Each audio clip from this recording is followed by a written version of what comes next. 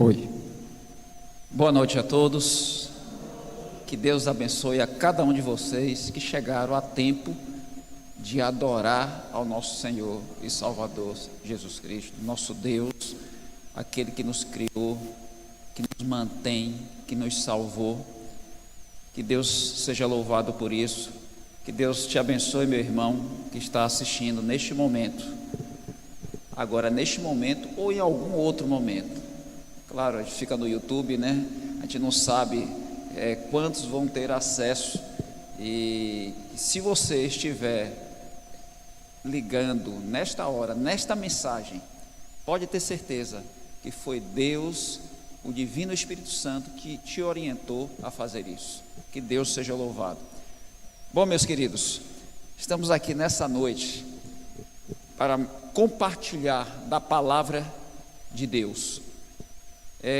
Eu gostaria de pedir de forma especial a cada um de vocês que orassem por uma pessoa.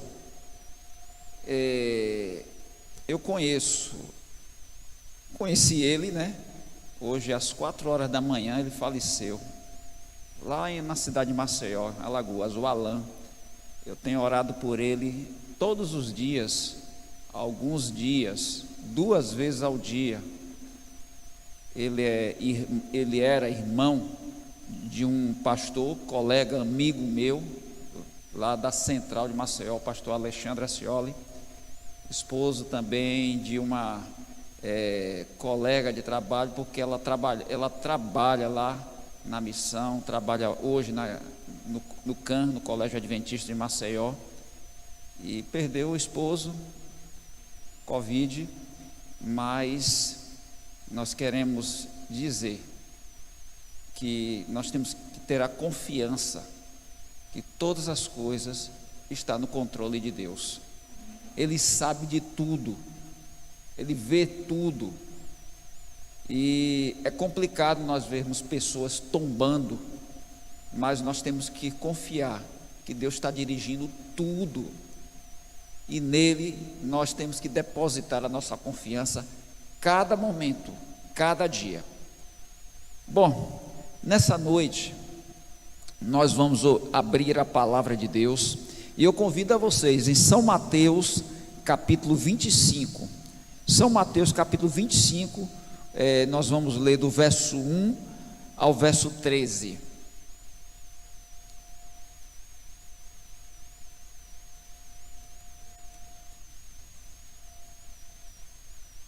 Claro que antes de lermos, nós vamos curvar a nossa fronte e termos uma palavra de oração. Querido Deus e eterno Pai, a nossa gratidão a Ti pelo privilégio de termos a Tua palavra aberta. Nós iremos estudá-la, tirar lições para a nossa vida, e pedimos que o Divino Espírito Santo nos oriente e nos ilumine o que iremos compartilhar nesta noite. Nós te pedimos no nome de Jesus, amém. Vamos lá. Então o reino dos céus será semelhante a 10 virgens que, tomando as suas lâmpadas, saíram a encontrar-se com o noivo. 5 dentre elas eram nécias e 5 prudentes. As nécias, ao tomarem as suas lâmpadas, não levaram azeite consigo. No entanto, as prudentes, além das lâmpadas, levaram azeite nas vasilhas. E tardando o noivo, foram todas tomadas de sono e adormeceram. Mas à meia-noite ouviu-se um grito: eis o noivo, saí ao seu encontro. Então se levantaram todas aquelas virgens e prepararam as suas lâmpadas. E as nécias disseram às prudentes: dai-nos do vosso azeite, porque as nossas lâmpadas estão se apagando. Mas as prudentes responderam: não, para que não nos falte a nós e a vós outras. Ide antes aos que vendem, comprai-o. E saindo elas para comprar, chegou o noivo, e as que estavam apercebidas entraram com ele para as bodas. E fechou-se a porta. Mais tarde chegaram as virgens nécias, clamando: Senhor, Senhor, abre-nos a porta. Mas ele respondeu: Em verdade vos digo, não vos conheço. Vigiai, pois, porque não sabeis nem o dia e nem a hora. Bom, meus queridos, antes de nós começarmos a meditar aqui nesta passagem, vamos voltar um pouquinho, vamos contextualizar para nós podermos entender mais sobre o nosso assunto. Em primeiro lugar, se nós olharmos um pouquinho atrás, São Mateus no capítulo 23, nós vemos que ali Jesus Cristo estava tendo aquele debate com os fariseus, com os líderes judaicos, e ali Jesus fez muitas advertências a eles, que eles se detinham, na prática das obras e negando a fé. A obra, a tradição em primeiro lugar. E ali num dado momento, e nós vemos isso pelo Espírito de Profecia, Jesus fala do templo, que não ficaria pedra sobre pedra. Para o judeu, para o líder judaico, quando alguém falava contra o templo, estava pronunciando uma heresia. Poderia falar de tudo menos do templo. E ali naquele momento Jesus se retira daquele ambiente e começa a subir ao Monte das Oliveiras. Lá em cima, os discípulos se acercam dele e começam a falar ali do templo, das paredes do templo. Era o final de tarde e os raios incidindo no mármore do templo, refletia a luz solar, proporcionando um espetáculo maravilhoso de cores. E aí os discípulos chamam a atenção de Jesus para aquela maravilha que estava acontecendo. Jesus, sabedor, e aí ele volta a fazer a afirmação: não ficará pedra sobre pedra. E aí nós chegamos ao capítulo 24, nesse momento, e os discípulos perguntam: Senhor, dize-nos quando sucederão estas coisas, e que sinais haverá da tua vinda. Nesse momento Jesus começa a falar dos sinais que antecediam a destruição de Jerusalém, misturado com sinais que antecediam a sua volta. Claro e evidente, Jesus fez isso porque os discípulos, eles não estavam preparados nem para ouvir sobre um evento, quanto mais sobre o outro. Claro, também nós temos que entender que há sinais ali que são comuns a ambos os eventos. Por exemplo, falsos cristos, falsos profetas apareceu no cerco de Jerusalém antes da destruição, como também está aparecendo nos últimos dias, nos nossos dias, antes da volta do Senhor Jesus. A senhora White fala que ali no cerco de Jerusalém apareceu um falso profeta, dizendo que aquilo ali acabaria em poucos dias, e que os judeus daria uma volta, venceria os romanos e obteria a vitória. Mas nada disso aconteceu. Nada disso aconteceu. E ali Jesus começa a falar dos sinais, das catástrofes. E falando das epidemias, irmãos, chega os nossos dias. Às vezes, quando nós vemos esse momento que o mundo está passando, que nós estamos passando, e as pessoas ficam dizendo: Jesus está voltando, Jesus está voltando, é o sinal. Quero dizer para vocês, isso estava previsto, estava profetizado, melhor dizendo. Mas o último sinal será que está no versículo 14: e este evangelho do reino será pregado em todo o mundo para testemunho de todas as nações. Então o quê? Virá o fim. Meus queridos, essas coisas estão acontecendo, outras virão, piores virão. E não fiquem surpresos, e não fiquemos habituados, acomodados, porque estas coisas são necessárias acontecer antes que o Filho do Homem apareça nas nuvens do céu. E ali Jesus continua falando dos sinais. Chega um momento que ele fala do dia e da hora que ninguém sabe, nem os anjos, somente o Pai. E ali Jesus exorta a vigilância, e ele começa a falar das parábolas, a parábola da figueira, a parábola do servo mau, do servo bom, do bom servo, e chegamos à parábola das 10 virgens. Era por volta da meia-noite, e quando Jesus começa a proferir essa parábola, ele pode ver lá embaixo, na cidade, um cortejo de casamento. O noivo sai de sua casa para ir à casa da noiva, para buscá-la, e na frente vai o amigo do noivo. Você pode até dizer o padrinho, né? Hoje em dia, né? Claro que é diferente, né? As pessoas que vão casar escolhem para padrinhos e madrinhas quem? Aqueles o quê? Mais achegados, mais conhecidos, né? Parentes, amigos. Ninguém pega um padrinho ou uma madrinha. Ah, vem cá, você que está passando aí, quer ser o padrinho ou a madrinha do casamento? Ninguém faz isso, né? A gente só vê isso no cartório, né? Por uma necessidade. Mas a maioria leva o quê? Pelo menos leva o amigo mais achegado, a amiga mais achegada, para poder fazer parte desse momento especial. É verdade ou não é? E ali vai o noivo, ou melhor, o amigo do noivo na frente. Ele era o arauto, ele era o anunciador, que o noivo estava chegando. Mas ali o noivo, ele entra primeiro na casa da noiva, esperando ela, toda uma preparação. E nós sabemos o que? Casamento, né? Uma noiva, o casamento vai ser à noite, mas a noiva começa a se preparar o quê? Pela manhã cedo. Se não começa a preparar no dia anterior. E é toda uma preparação que leva o dia todo. E ainda assim o dia não dá. Que ainda chega atrasada, né? Irmãos, em minha vida de pastor, só 2 chegaram a tempo. Uma mais recente, e para minha surpresa eu disse: já chegou? Conheço noivas.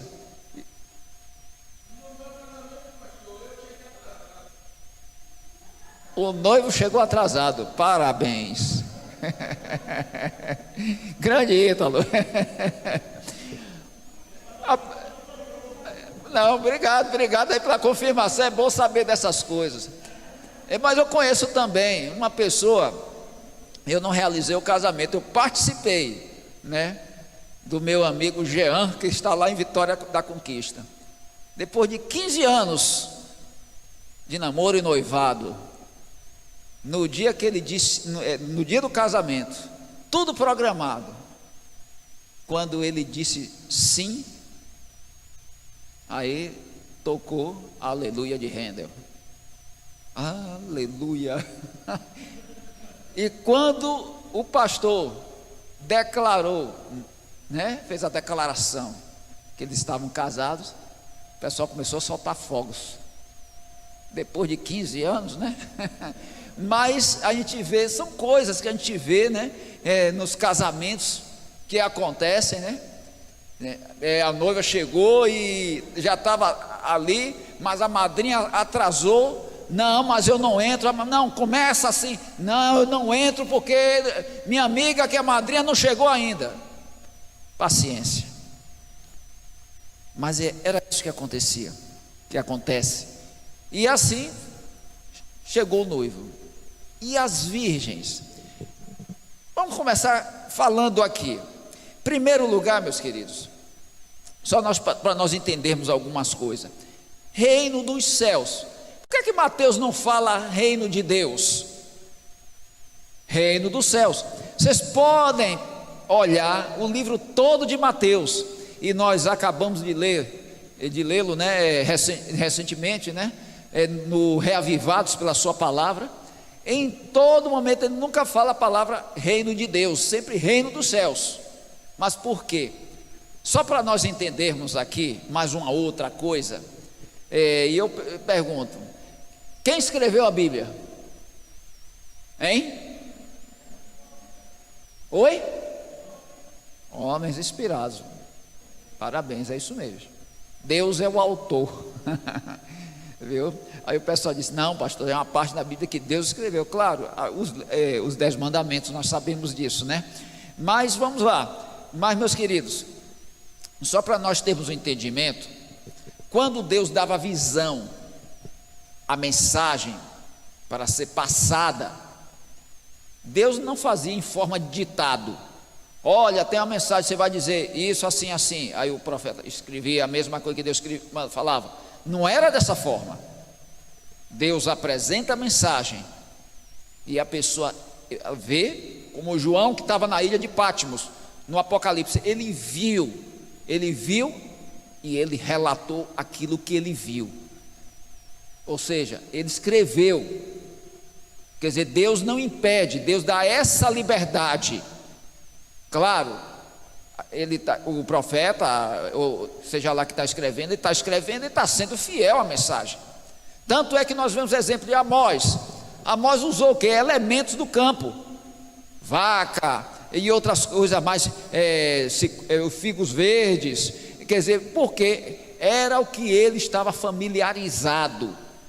E em nenhum momento como se diz, atrapalha a mensagem. Distorce a mensagem, certo? Então vai adiante nesse sentido aí.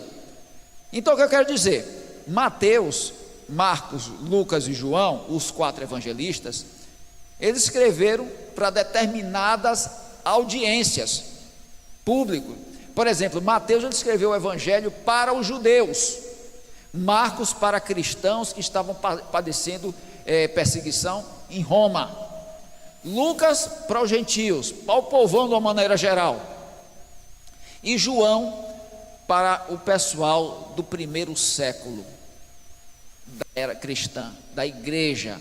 E a igreja nova começou a aparecer os problemas, heresias, e uma das principais heresias que apareceu naquela época foi a colocação de colocar em dúvida a divindade de Jesus Cristo. Tanto é que João é o único evangelista que coloca as palavras: eu sou o pão da vida, eu sou o bom pastor, eu sou a luz do mundo. Pode olhar. Então, por quê? Porque eu sou é um título de Deus.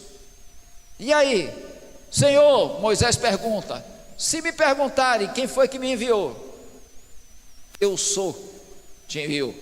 Então Jesus estava dizendo o quê? Eu sou o eu sou. E aí eu sou de várias maneiras. O pão da vida, o bom pastor, ou seja, o eu sou próximo da gente. Não é o eu sou distante, o eu sou ao lado, ao nosso lado.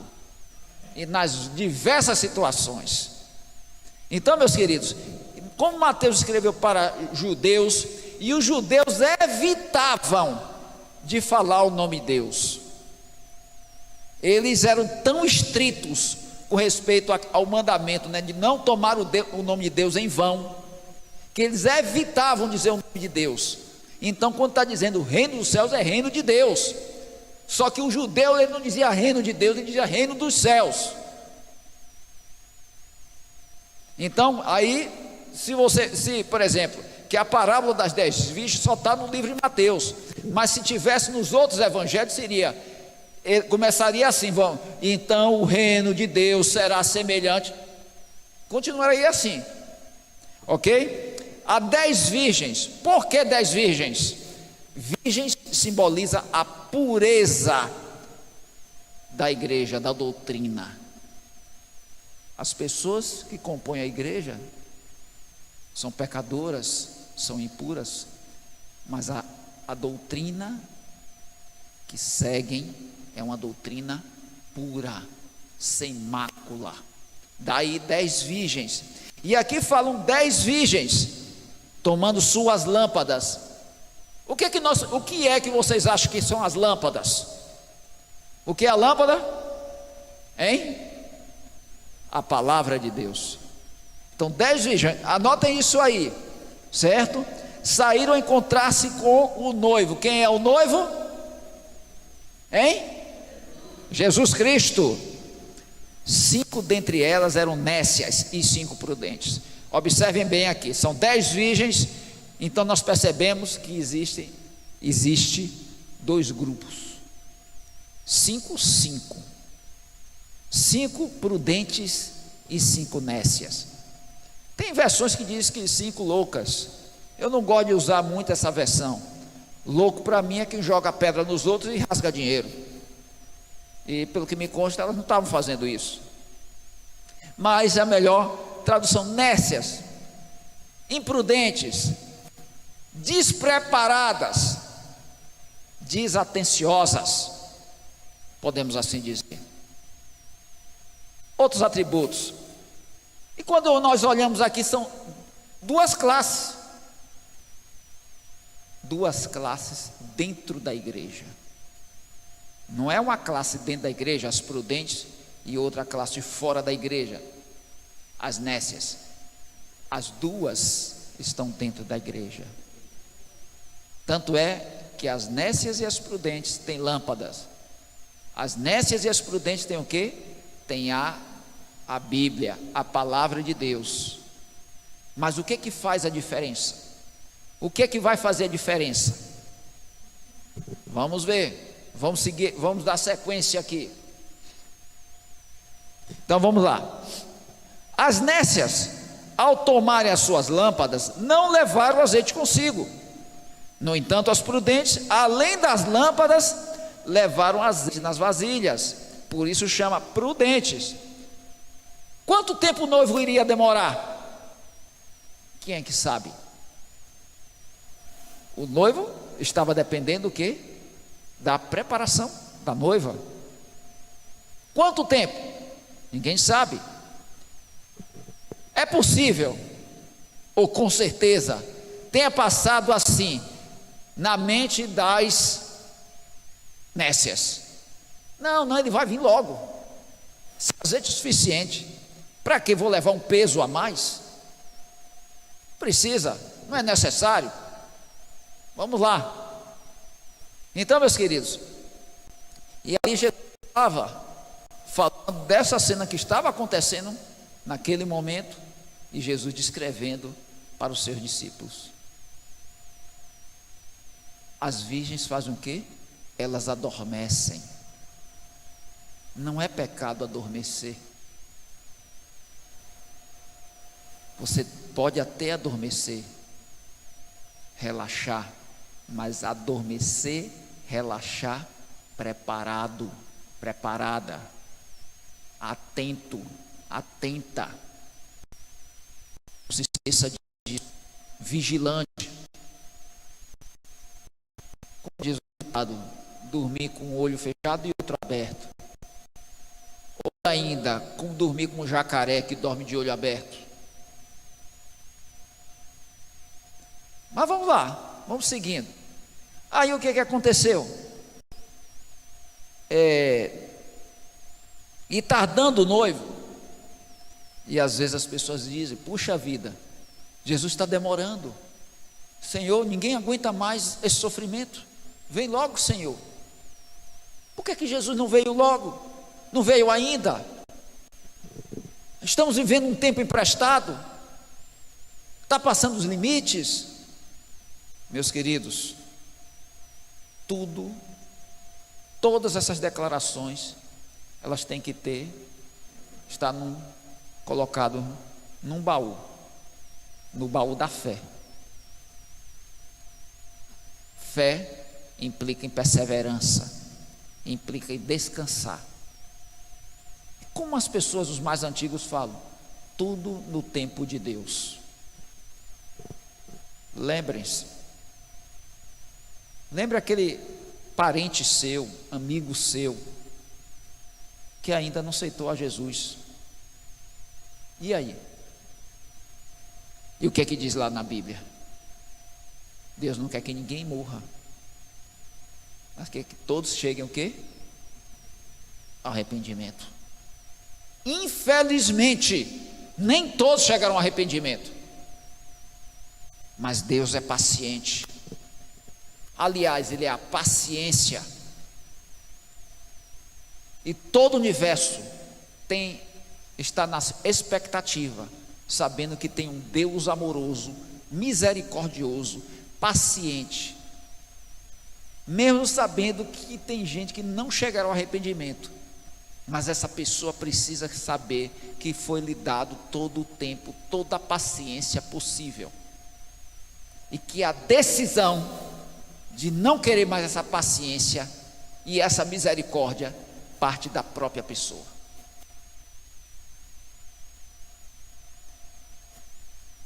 As virgens adormeceram. E aí? Elas estão dormindo. E são acordadas de repente com o grito, com a proclamação do amigo do noivo: olhem, já vem o noivo, se preparem, o noivo está chegando. Aquela proclamação, elas acordam. Mas não se sabe quanto tempo se passou. E as lâmpadas começam a ficar o quê? Querer o quê? Apagar. As prudentes imediatamente fazem o quê? Aumenta, né? Renova a quantidade de azeite. E a chama começa a brilhar novamente. Começa a se falar, se pregar, iluminar o mundo. Parece, irmãos, que as coisas acontecem, a chama da pregação vai caindo, com os problemas aparecendo, com as ideias, as filosofias, o pecado aumentando. Nós vemos o que? A chama, parece que a chama da palavra não tem efeito. Mas aí vem a proclamação: o noivo está chegando, e a chama ganha força novamente. E aí o que fazem as nécias? Por favor, está apagando, vai ficar no escuro, no cortejo vai apagar antes da hora, dai-nos do vosso azeite. Não, se a gente der do nosso, vai apagar de todas as 10.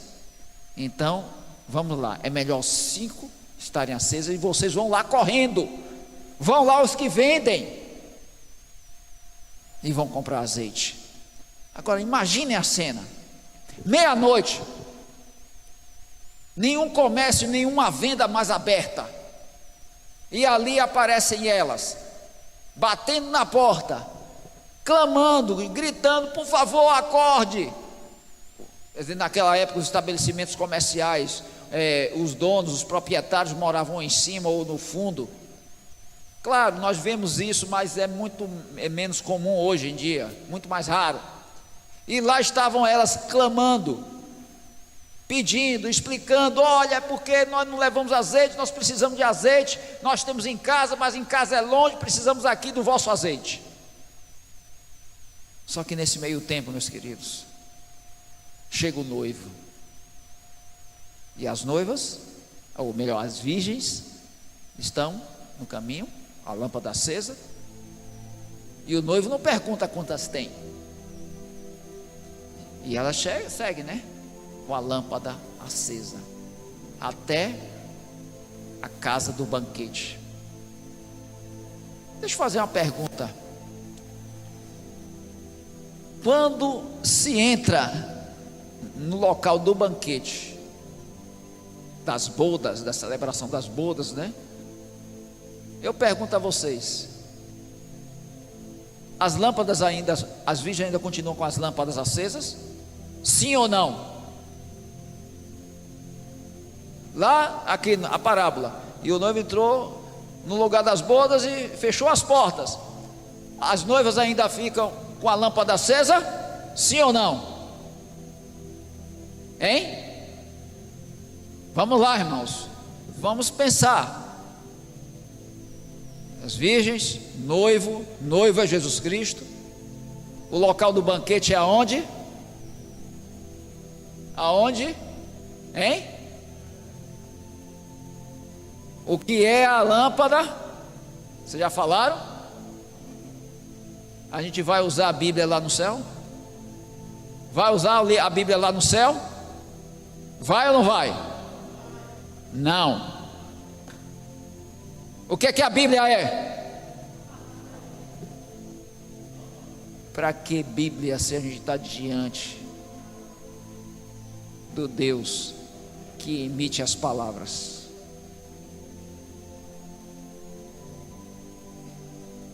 E quando nós começarmos a sermos perseguidos, eu não sei se vai existir Bíblia na nossa mão. Mas, meus queridos, e aí chegam as outras virgens, já com mais azeite, com a lâmpada acesa, batendo: deixa-nos entrar, nós estamos aqui, olha, aconteceu. Quem sois vós? Não, eram 10 virgens, mas acontece que o Senhor demorou, então a lâmpada se apagou, a gente teve que renovar. O azeite tivemos que comprar, que nós não levamos. E o noivo vai dizer o quê? Nunca vos conheci. O que é que nós podemos dizer com isso? Em primeiro lugar, a lâmpada acesa não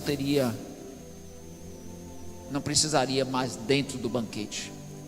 A função da lâmpada acesa é aqui agora. Irmãos, depois que fechar a porta da graça, o evangelho não será mais pregado, ou é pelo menos o evangelho do reino. Depois que fechar a porta da graça, porque depois que fechar a porta da graça não haverá mais conversões. O povo de Deus estará sendo perseguido. Os ímpios não vão querer escutar mais nada. Eles vão querer o quê? Fazer justiça com suas próprias mãos. Na sua cabeça, é o povo que está quebrando na cabeça deles o mandamento do Senhor. Segundo eles, o domingo, quando não é o domingo, porque a palavra diz que é o sábado, e esse povo guarda o sábado. Esse povo está tirando a paz do mundo. Esse povo, as pragas estão caindo por causa desse povo que insiste em quebrar o mandamento do Senhor.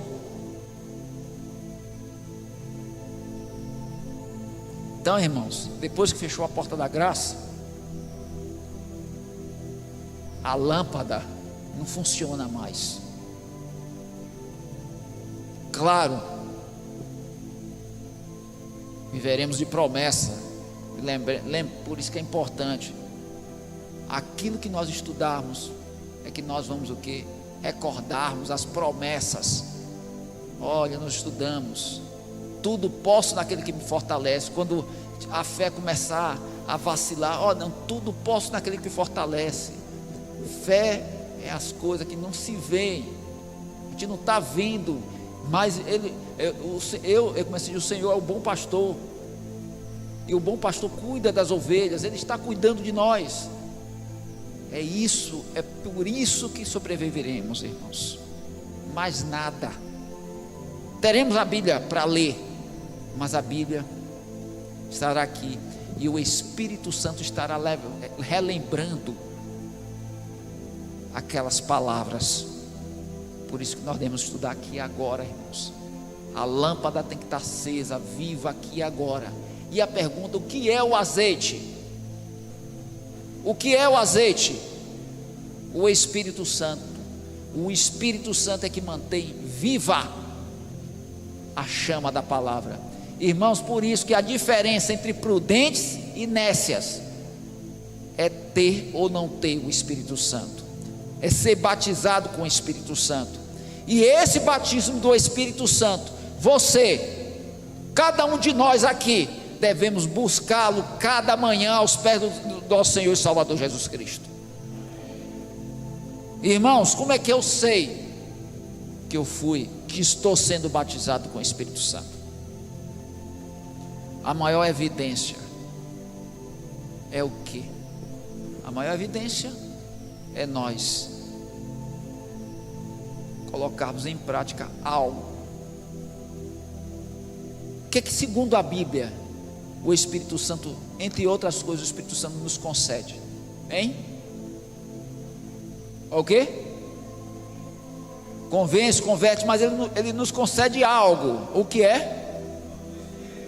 Os dons. E meus queridos, minhas queridas, dons todos têm. Não é o mesmo, mas temos. E meus queridos, e a evidência que nós temos o batismo diário do Espírito Santo é usarmos os dons que Deus nos deu. Às vezes as pessoas recebem o dom, sei lá, dom de várias coisas, de pregar, de cantar.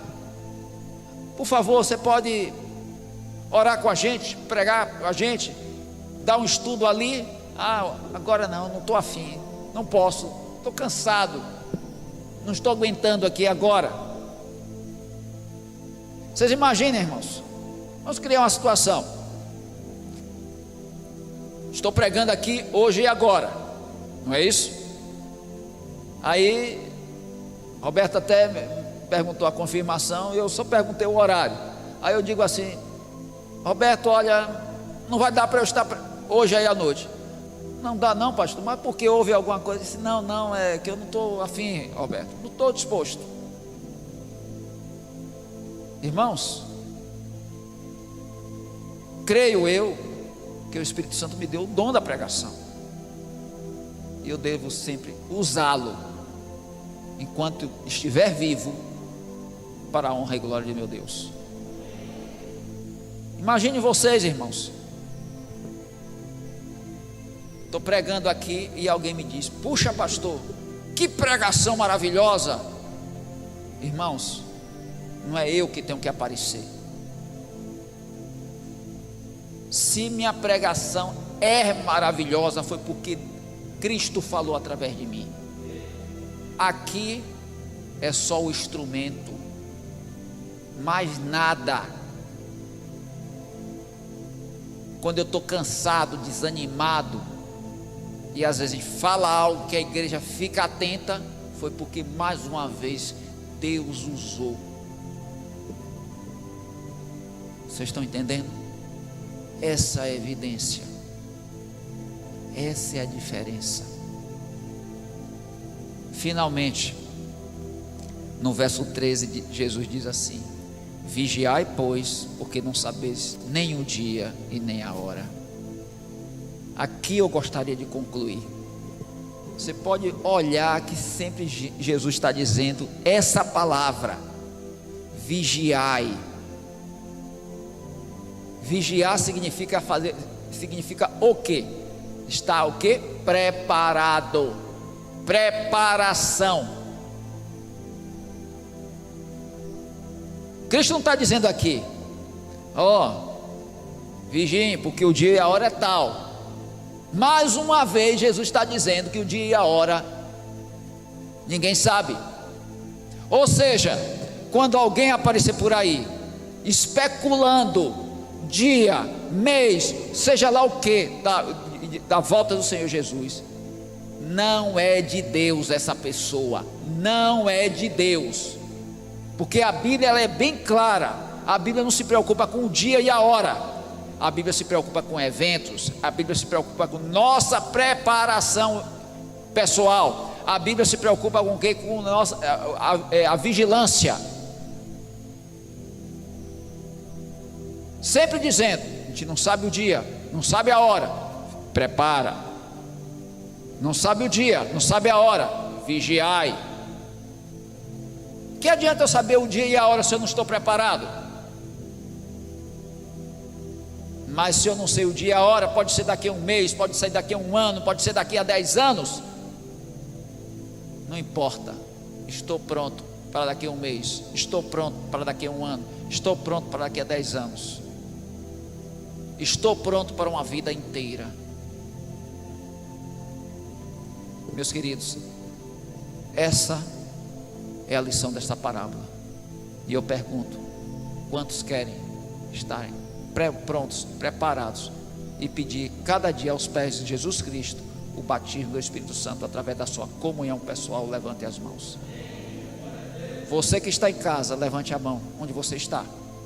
Se você está escutando essa mensagem, seja lá que hora for, por favor, na hora que você terminar de ouvir, eu já terei terminado de pregar, mas você levante a sua mão. E assim nós fortalecemos, nós fazemos um compromisso com o Senhor Jesus Cristo. Fechemos nossos olhos. Pai amado, Pai de bondade, Pai de amor, essa é a nossa oração, esse é o nosso pedido.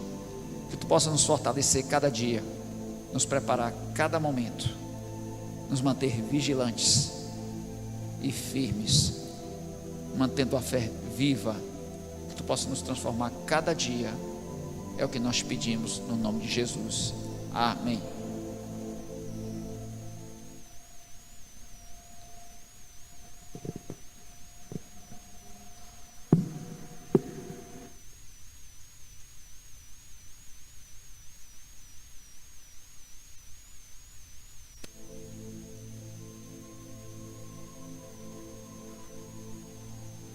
Ei.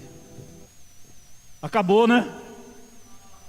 Que pena, né? Poderia demorar mais um pouquinho, mas a hora se avança.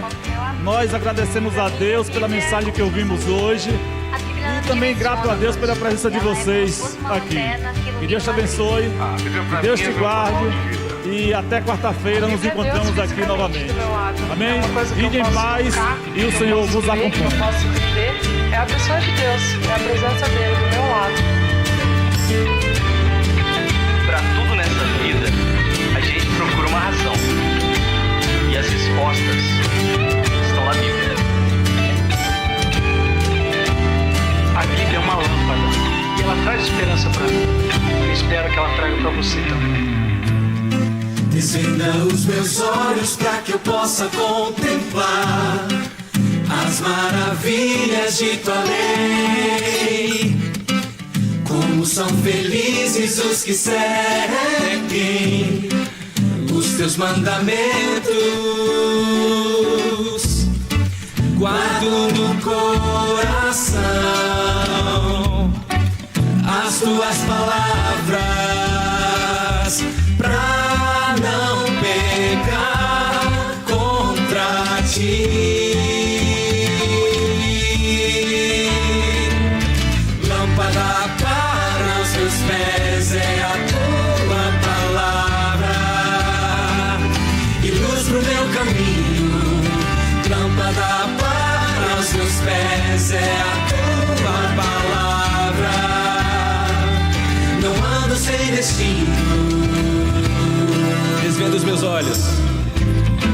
Desvenda os meus olhos para que eu possa contemplar as maravilhas de Tua lei. Como são felizes os que seguem os Teus mandamentos. Guardo no coração as Tuas palavras pra não pecar contra Ti. Segura a tua Bíblia bem forte, porque ela é lâmpada. Lâmpada para os meus pés é a Tua palavra e luz pro meu caminho. Lâmpada para os meus pés é a Tua palavra. Não ando sem destino. Cara, a Bíblia para mim é tudo, é meu guia. Ela que me instrui, que ilumina meus passos. A Bíblia me mostra como refletir o amor de Deus para as pessoas. Lâmpada para os meus pés, luz. Já experimentou andar no escuro? Em meio à escuridão, a luz é o que te guia. E a Bíblia faz exatamente isso. Hoje o mundo procura a luz, procura esperança. A Bíblia para mim é a luz que ilumina o caminho da vida. A Bíblia, ela em momentos de muitos problemas, ela acalma o meu coração. A Bíblia me mostra que não importa como eu estou nem onde eu estou. O importante é que Deus me recebe de qualquer jeito. Lâmpada para os meus pés é a Tua palavra e luz pro meu caminho. Lâmpada para os meus pés é a Tua palavra. Não ando sem destino. Lâmpada para os meus pés é a Tua palavra e luz pro meu caminho. Lâmpada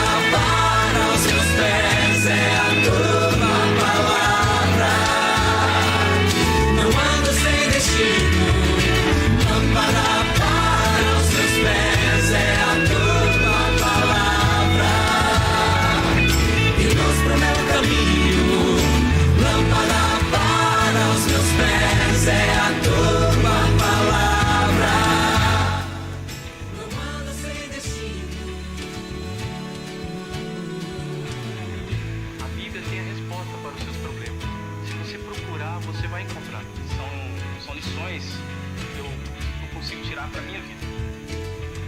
A Bíblia fez parte da minha educação. São meus